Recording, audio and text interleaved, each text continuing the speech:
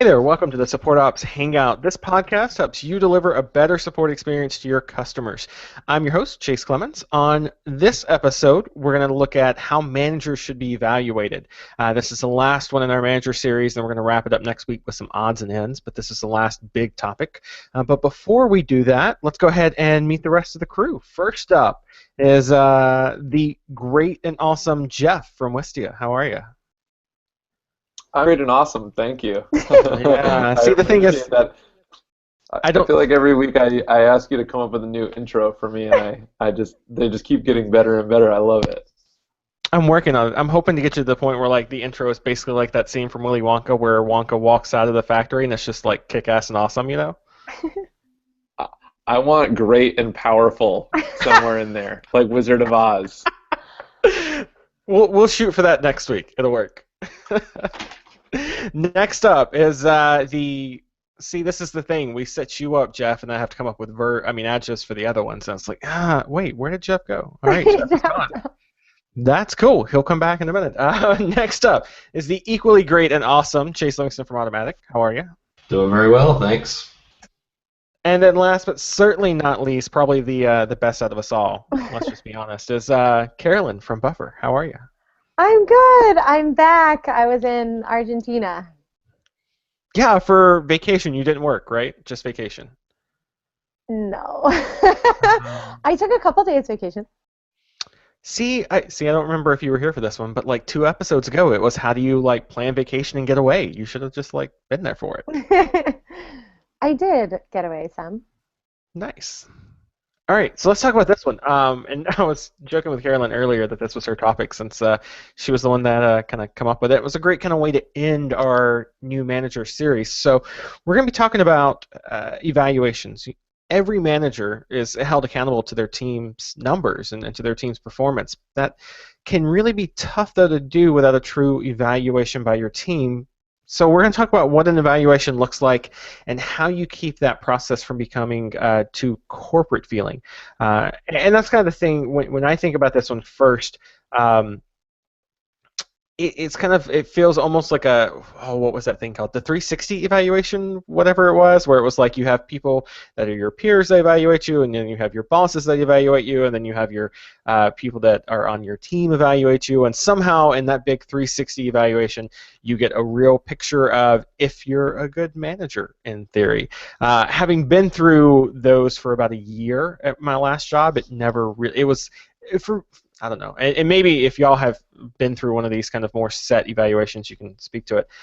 For me, it kind of felt like checking a box. It was like this form that you fill out, and then you look at the form and you read through it, and then it goes in your personnel file, and that was kind of it. So have any of y'all done one of those like kind of corporate 360 evaluation things? Going with no. All right, so I'm the only one. Yeah. So I guess they're not really popular. They were kind of horrible. So, Jeff, let's start with you on this one. What kind of evaluations have you been through that have been there to evaluate you as a team lead and a manager?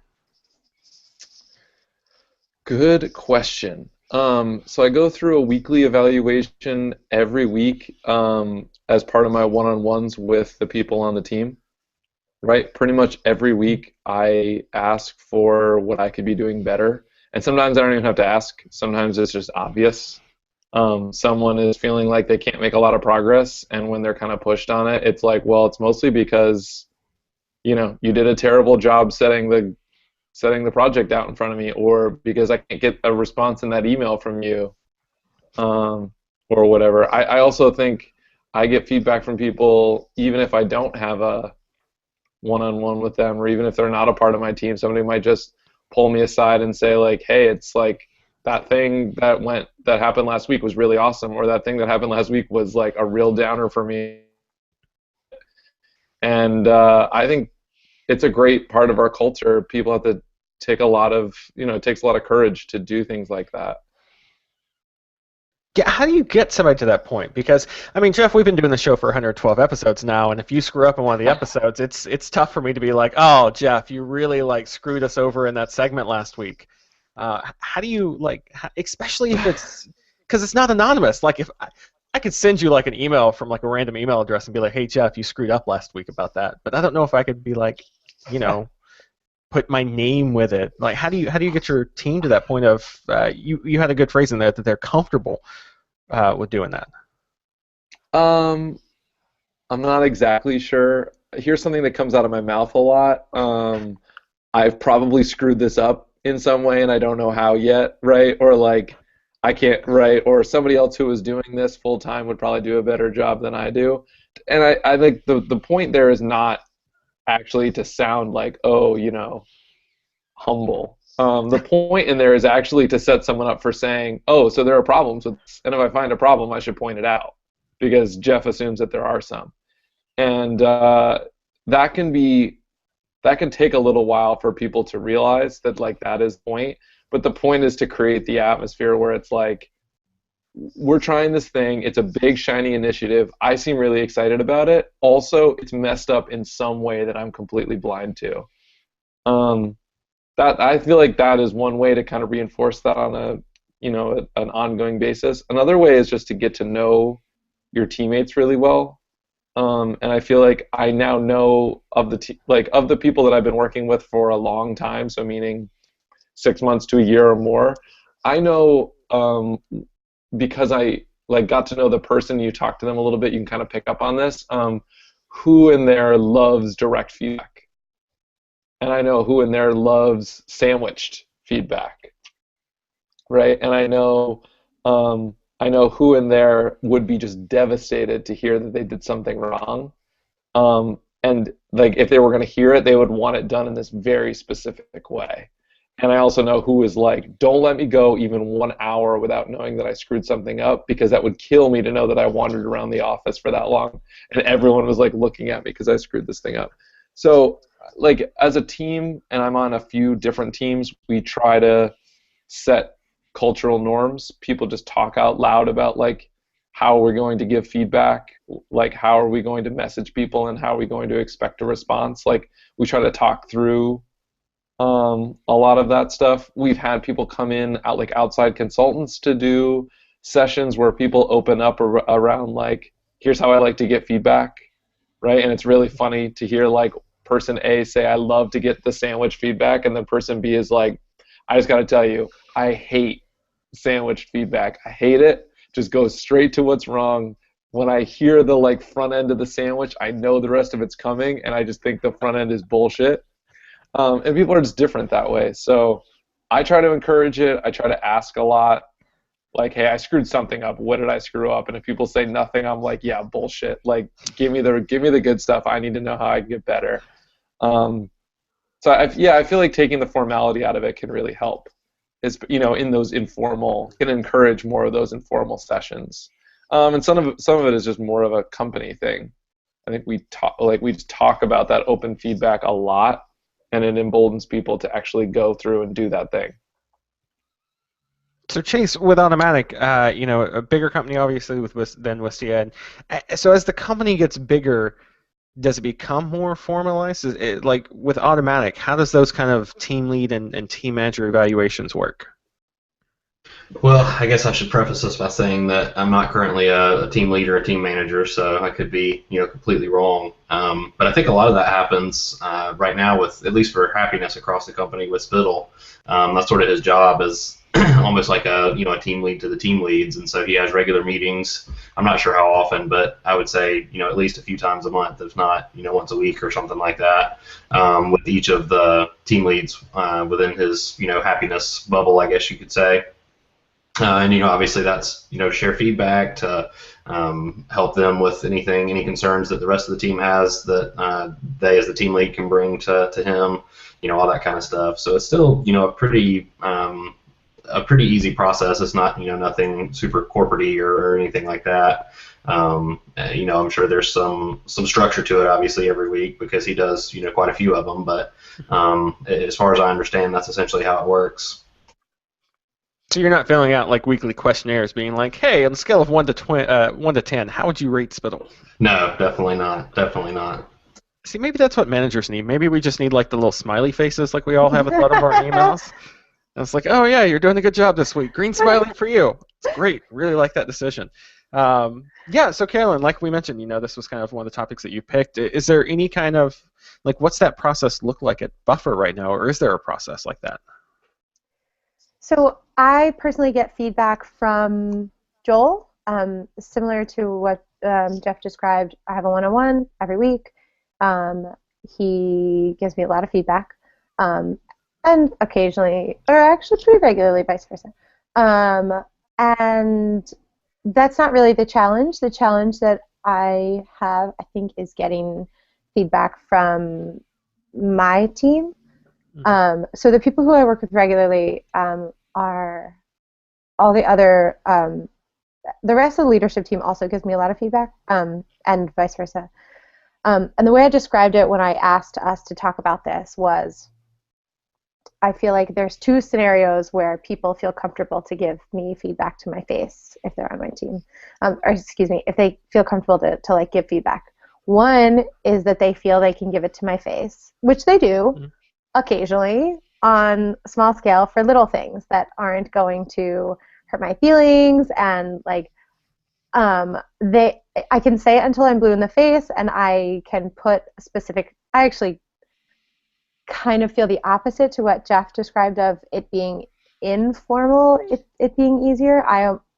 In my experience, it's easier when we're like, okay, we're at the feedback section of the meeting that we have every week. What do you have for me? And then they're like, okay, this is the safe time when I can bring this up. And the other extreme in which they give feedback is if it's such a big deal that like it's such a big problem that they have to like talk to Joel or somebody else about it. And to my knowledge, I don't know, maybe it's happened, but to my knowledge, that has not been something that I've been aware of. So there has to be all this area in between there where like they would want I could improve, and I don't necessarily know that it's a problem of them knowing it and not telling it to me. I think a lot of times it's a matter of they don't have the lens to think.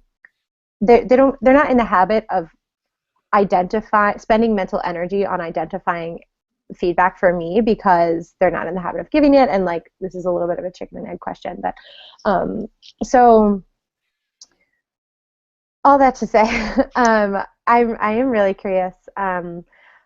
My team, I think, feels very comfortable giving like general buffer feedback, which often is somehow related to a decision I've made or something we're carrying out as a team that I had a role in or something like that. But and I get a lot of positive feedback, but yeah, I just feel like there's this whole section of the grid missing, which is just like things that I would love to do better at and should be doing better at, but I don't know. Joel never.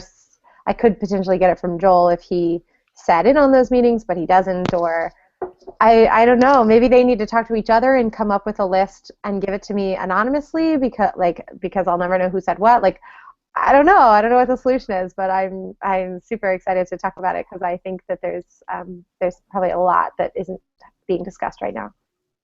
I think sometimes talking about the process first can lead you to talking about the person, right? In like insofar as like sometimes the reason why the process is set up a certain way is because of something that reflects on you as a person. So I guess what I'm saying is instead of saying to one of the teams that I like, try to run the process for, instead of saying give me feedback, tell me about how I'm doing. If I ask like, okay, so we have this process, right? And I'll map it out on Monday through Friday, right? On Monday we do sprint planning. On Friday we do reviews and like we do demos and sharing and stuff like that. And in between there, we do like ad hoc conversations about stuff that we're working on. Let's review the process. Like, give me some feedback on that process. How do you think it's going? How can we improve it? And they start sort of pointing these things out, right? And so one of the things that maybe might come up, and has come up in the past, is sometimes there are ad hoc meetings that get scheduled in the morning, and it feels like it's more related to something that you need from me as opposed to something that I need from you, right? Because I wouldn't choose the morning because I like the morning for X and Y, right? And everybody around the room is suddenly like, and it's kind of builds on it in that way. And I start to like, that was feedback on the process, but I reflect on it myself. And what I hear in that feedback is, I scheduled a meeting because something went off in my brain that made me feel like I needed it, as opposed to thinking ahead to say, okay, we need a meeting about this. When could it be? Could we have it at the end of the day? Could we have it, instead of doing the work of trying to figure out when we should do it, or maybe having set time every day that we could have a meeting if we need to. I'm just kind of scheduling it ad hoc, and it throws people like, they don't know when it's coming. And those are things that I've learned, like as I've gone, that like no one brought up until we started saying, let's do feedback on the process. So we run, and actually I need to schedule another one, retros on our process all the time, and part of it, every time, I can take away as like feedback for myself. I think for me, part of it too is being very explicit in the ask, right? It's making sure that whatever question you're asking isn't too vague. It's not, hey, how can I? What do you think of what do you think of my performance last week? That's big. That's vague. That's like, what am I supposed to be? Like, what am I supposed to be answering there? Versus, like Jeff mentioned, what do you think of this process, or what do you think of how I handled situation X or situation Y, whatever it was? That'll get you some good answers. I think a lot of it too is kind of two parts. It's one, giving your team time to think through that. If you're grinding through an email queue all day, if you're grinding through phone support or live chat or whatever it is, and that's all you're doing from 8 to 5, then there's no room to even think about how Carolyn's doing, how Jeff is doing. Like that just doesn't even happen. That doesn't occur to me. So giving time for things like that, and then two, giving a channel for things like that. Some people like to, jump on like a Skype call and kind of talk through what they think. Some people would prefer like an email. I know growing up, my mom, it was great. So like whenever I got in trouble, my parents were two completely different people. My dad would always come right to me and be like, you screwed up, here's what you did, here's what we're going to do to fix it. My mom would write me letters, like 2 or 3 page handwritten letters of, this is how I feel about the situation, and this is what happened, and here's what we're going to do to fix it. Like, it was still kind of, you messed up and here's how we're going to fix it, but it was two completely different channels of doing that communication. Which do you like better? Oh, I've turned into a letter person now. It's one of those where it's a lot easier for me to sit down and compose my thoughts in an email and send it to somebody than it is to bring something up in a one-on-one, kind of like, even if I had planned in advance, like, I want to talk about how Carolyn handled this process. I think for me it would be easier to work through those thoughts in an email and then give it to you versus like being on a video call. Because like, you might call and you might have like your cute little kitten there or something like that, and I'll be like, oh, and then we're distracted for 15 minutes. So, yeah, that's just me. Chase, what do you think? Yeah, I mean, I think that's all great. I know something we do within our team that might be, I haven't heard it mentioned, but it might be a little bit different, is we do peer reviews just within our team. We do try to do them, at least once a month, but by the time we get through everybody, but that includes our manager and stuff, and so it's essentially just a random order. Our team lead, Ryan, just generates a random list, and then the person on the top reviews, the next person on the list, so on and so forth. And then when you get to the bottom, that last person reviews whoever started the list, and we just, repeat that as quickly as we get through the list every time, so that each of us is getting feedback from a different person essentially pretty often, including Ryan, our team lead, from one of the members of his team. So I think that's for me, that's been really helpful to get some ideas of maybe ways I could word things better and things like that. I know that's not specifically manager feedback, but it's been helpful, I think, for us and our team to improve our replies and response times, and just across the board the way we support our users. Yeah, I think it's close. I mean, is it so? When you go into something like that, is there a set like format that you're going to cover, or is it basically just whatever that person wants to offer up in the way of feedback to you? We kind of leave it open-ended. We tried some more formal stuff as far as like pick, go through and look at the person's replies to tickets and pick 3 that you like and 3 that you don't, or something like that. But we found that leaving it more open-ended and just letting people choose what they'd like to say and what kind of feedback, whether it be positive or I wouldn't say negative, but constructive criticism type feedback. Sort of leave it open-ended, and like I said, we do that either Slack or email, so that folks have it's not like an immediate conversation. Folks have time to look through and write things and form their thoughts and that kind of thing. And yeah, it seems to work well. What's kind of interesting about that is that what I love about that, you've talked about this before, and that's always been fascinating to me. One thought that it just sparked is that, like, if you don't know who you're going to have to evaluate next, then you might be even more aware of like everyone on the team, and then because like you might have to evaluate that person, and then hypothetically, even if you don't have to evaluate that person, you could still give that feedback. Like that might be one way to create that culture a little bit, to go back to your earlier question, Chase, of like how do you create a culture where that's acceptable and like and habitual. Yeah, that's a good idea. We've never tried a blind feedback like that. Usually we all see the list, when it comes out or whatever. So it's like, unless you're the first person on the list, you have some time anyway to form that feedback for who you're going to review. But that would be interesting to almost just be like telephone, where the person that reviews you tells you who you're reviewing or something like that. Yeah, I know one thing for us. So we use Know Our Company to give feedback up.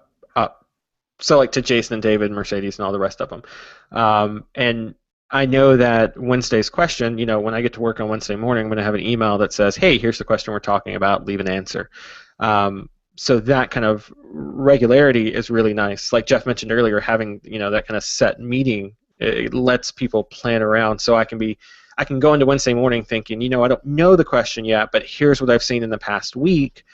That will help influence the answer I give, hopefully, anyways. So I mean, I think having some kind of regular, but having that surprise component about who it is, that's interesting. I like that.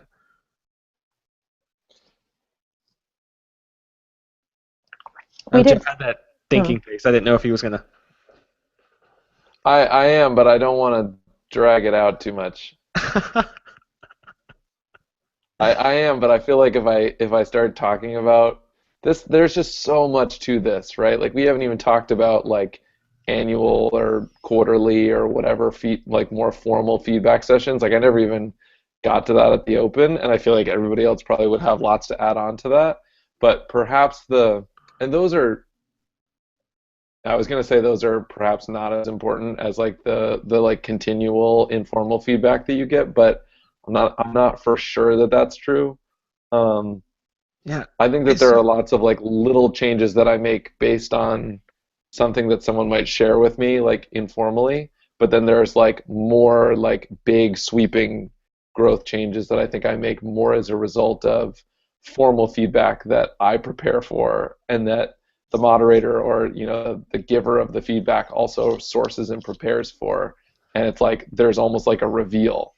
Right, like here is like actually what your teammates as a whole really like think you could improve upon. That has a like very big impact too, and that there's no real way to like water that down so that you get that kind of feedback on a weekly basis. It just doesn't work. I don't know about that, because I know for me. So the corporate job I used to have, it was the big, we're going to do annual reviews, and then we're going to do twice a year 360 reviews and all that.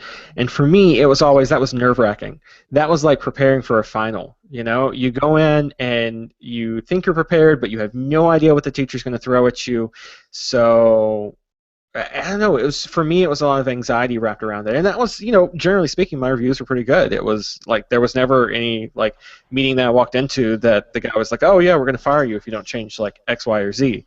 But yeah, I think, and I don't know, maybe that's the teacher part of me coming out too, because some of the educational practices I learned back in college was, not to build up to a big midterm, a big final, or anything like that. It was to do, a continuous process throughout the year. I don't know, Chase, Carolyn, what do y'all think about big annual reviews like that? My initial reaction was that if you're really surprised by what's coming in your annual or your then they've failed on giving the much on the smaller day-to-day type feedback. Like I don't think you should ever be blindsided and shocked by like the big feedback. That was my first thought. Were you going to say something, Chase? Oh, sorry. This is what happens with Yeah. TV. Wrong, Chase. Let me just throw on that one. It was never a surprise to me on that. It was, and I think this was the mindset that everyone got into was, oh, we're going to have these twice-a-year reviews, these annual reviews, so we don't have to do kind of an ongoing thing. So I think that was one negative side of that, is that the informal or even the weekly, monthly kind of things, that fell off. And so I know there were some managers that walked in and were blindsided because they didn't have that ongoing loop, if that makes sense. That's a problem, I think. Yeah, so you have to watch out for that when you do those big ones. Yeah, I think that's something that we're dealing with and trying to figure out as, especially as Automatic grows. We generally, the hope is that with HR you have a compensation type review, at least once a year. And I think not only HR, but just the rest of the company is trying to deal with, as fast as we're growing, how to do that well and how to, not blindside you with, the feedback or whatever that HR might have for you at that yearly review, because sometimes it just randomly happens that you get a ping, when it's time for that, and they're like, hey, here's some feedback, blah blah blah, and you haven't heard anything from them, the entire year previous, essentially. So that's definitely something that I think, and they're obviously working on it, because we see reports and that kind of thing, and within the company they're definitely trying to improve that. But I mean I can't imagine that would be an insane job. We only have 3 or 4 folks doing HR for over 400 people now, so that's super intense, and props to them for even attempting to do that. But it's just something that we have to figure out. So I definitely sympathize there. The other thing I was going to add about the quarterly or whatever is that I've talked about OKRs in the past, and our first quarter is coming to an end at the end of March. And so I will be measured against my OKRs just like everybody else. The key thing is that it's not a performance evaluation. It is, of course, an indicator of something. So there's some OKRs that I have hit, and I will probably be praised for those. There's some that I haven't hit because I just didn't prioritize them, and that is things that I should get feedback for.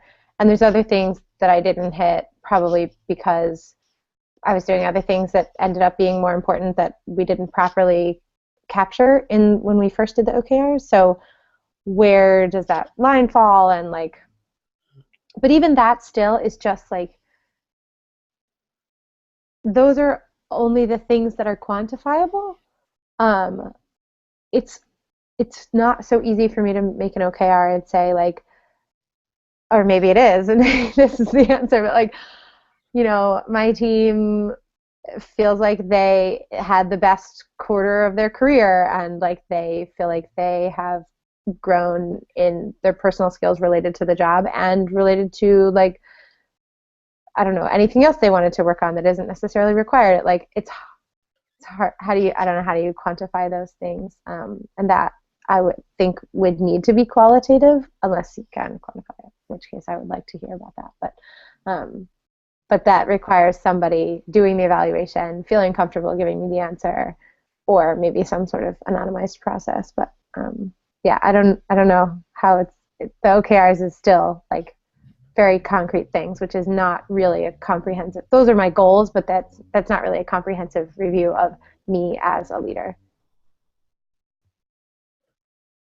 Maybe it's a gut feel at the end of the day. I mean, that's one of those where, we talk about with our customers, you can pick any of a dozen metrics to find out kind of what we think customers are feeling towards us. But at the end of the day, it's kind of a gut feeling. Does it, I don't know. I don't know if I could quantify some of the stuff that you were talking. So And maybe we're just not the right people on this one. Maybe there's somebody listening to this show, is going to send us an email and be like, oh, no, here's X, Y, and Z. Do X, Y, and Z, and you're going to be fine. And if you have that answer, please do just let us know, because we'll sign on in a heartbeat. But yeah, I mean, and some of it, I think back toward like the restaurant corporate job. Like you get a feel for what your team thinks towards you. Like Jeff mentioned at the start of the show, it's you know these people. You know who likes sandwich feedback, who likes direct, who likes to skip all the bullshit, like you said, and everything else. When you're working with your team day in and day out, you can tell, and this is even me as remote, like you can tell when something's off. You can tell when somebody isn't clicking right, or if it feels like they're holding something back from you. So maybe it's not quantifiable. I don't know. But like, even if I have a feeling that my team is really happy about me, is that the same thing?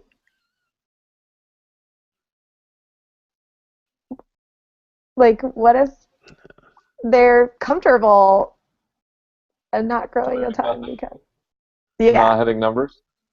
What? I don't know. I don't want to put a lot of stock in the idea that the leader is the only one that can get people like psyched up to do great things. Of course. Because if it's the leader's job to like motivate everyone to do amazing things, and without like, I feel like that feels like the type of thing that makes a lot of sense at like a really big company, where there really might be people who are there who are like, oh yeah, what I love the most about my job is I don't have to do shit. I love that part. Chase said bullshit first, so if he's gonna scrub all these things out. Nah, this is just the one where we mark it as explicit and keep going. But I totally get what you're saying, Carolyn. I don't like to think about the idea that if I just kind of like laid back and like got really relaxed and didn't push the team, that they would all be like, all right, so we don't have to do, like, we're really happy doing nothing. But I do think that there is a certain part of that that's correct. You have to push. I think it's your job to do the thing that seemed impossible before, but that the team would still do amazing things, even if you were kind of like, oh, don't even worry about that, you guys. I didn't mean to imply that anything even slightly down that path. Yeah, and I do think too. There's one of my instructors back in college said, if you're worried about being crazy, you're probably not crazy. And I think this applies too with managers. If you're worried about doing a bad job, you're probably not doing a bad job. You're probably doing things fine, and you're on track, and your team is doing good things. Like I only really get worried about teams and team managers when they're not focused on these kind of things, when they're just coasting between reviews, going to get their 360 and then coast to the next one. So if you're asking these questions, I mean, if you're even listening to this episode, you're probably doing all right. Do you worry about being crazy? Sometimes. I mean, I do 112 episodes now with y'all, so you know. Because I can tell you that if you are or are not, either way, you are crazy. You know, if I am, at least I have a good beard. That's all that matters at the end of the day. I mean, what else is life for, am I right? All right, so I think that's a good point to wrap this one up, since we're right at the 40-minute mark. Yeah, if you've got that magic answer for us on this one. I mean, sometimes, with these episodes we have really clear cut, here's what we do. Your mileage may vary, but here's at least what we do. Sometimes we have these where it's kind of like, yeah, here's some stuff to try and some stuff to think about. So, Carolyn, sorry if we didn't get you a hardcore answer. That's okay. Yeah, but I have faith. There's that one audience member out there that's like, oh no, this is how you do it. And they're going to tell us about it. And to tell us about it, all you got to do is hit us up, supportops.co. There's a couple options. You can email us, hello@supportops.co. You can hit us up on Twitter. We're at supportops there. Let us know what your evaluation kind of process looks like, if it's more formalized, if it's not, that kind of thing. Last thing to note. Oh, first off, let's go ahead and get Carolyn's joke out of the way, and then we'll tell you the other news. So, Carolyn, go ahead. Why can't you run through a campsite? I know this one, so I'm going to step out. Yes, okay. I'm going to step out too because I had to look it up when I saw you post it earlier. Oh, you cheated. Okay, Cheated. I won't post it ahead anymore. Jeff, do you know it? Why can't you run through a campsite? Hmm. Um, No pressure. nope, I don't. Because it's past tense. You can only ran. Yep, that's how awful it was. All right, so yeah, Yeah, that's really bad. we did talk about some things last week, and we decided that just so you get more of the conversation each week, we are going to move our shout-out section into the newsletter. Some of you have already been getting it, but we're going to move those shout-outs in the newsletter. That gives you also direct links to any of the things that we're talking about, so keep an eye out for that. If you haven't signed up for it yet, link for it is in the show notes. I'm really excited because, like I said, that gives you a newsletter that's a little bit more helpful, plus we get an extra 10-15 minutes or so that we get to devote to the discussion each week. So that's where that one is going. Yeah, other than that, let us know how your team does those evaluations. Thanks again for listening. Until we see you again, have an awesome week.